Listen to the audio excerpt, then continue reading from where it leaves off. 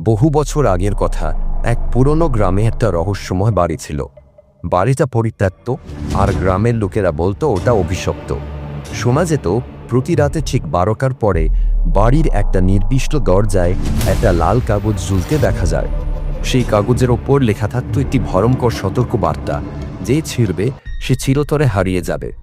একদিন রাহাত নামের এক তরুণ সেই গ্রামে আসে। সে ছিল সাহসী এবং কিছুটা বেপরোয়া। গ্রামের লোকদের মুখে বাড়ির গল্প শুনে তার খুব কৌতূহল হলো। সে ঠিক করল নিজের চোখেই সব দেখবে। একদিন রাতে রাহাত সেই পুরনো বাড়ির সামনে গিয়ে দাঁড়াল। ঘড়িতে তখন প্রায় 12টা। ভরে গা ছমছম করলেও রাহাত অপেক্ষা করতে লাগলো।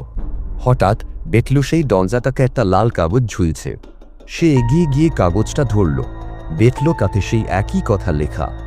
গ্রামের লোকের কথা উড়িয়ে দিয়ে রাহাত কাগজটা ছিঁড়ে ফেলল। চারিদিকে একটা শীতল বাতাস বয়ে গেল, কিন্তু আর কিছু ঘটল না। রাহাত হাসতে হাসতে বাড়ি ফিরে গেল। পরের দিন সকালে রাহাত আবার সেই বাড়ির সামনে গেল। সে দেখল দরজায় আবার একটা কাগজ ঝুলছে, কিন্তু এবারের লেখাটা অন্যরকম। সেই কাগজে লেখা, রাহাত, আজ রাতেই। রাহাতের মনে ভয় ঢুকল। সে বুঝতে পারল যা হতে চলেছে তা হয়তো সে সামলাতে পারবে না। সে রাতেই রাহাত তার ঘরের দরজা বন্ধ করে অপেক্ষা করতে লাগল। ঘড়িতে যখন 12টা বাজল, সে দেখল তার ঘরের দরজা ধীরে ধীরে খুলে যাচ্ছে। বাইরে নিকষ কালো অন্ধকার। সেই অন্ধকার থেকে যেন কেউ তাকে ডাকছে।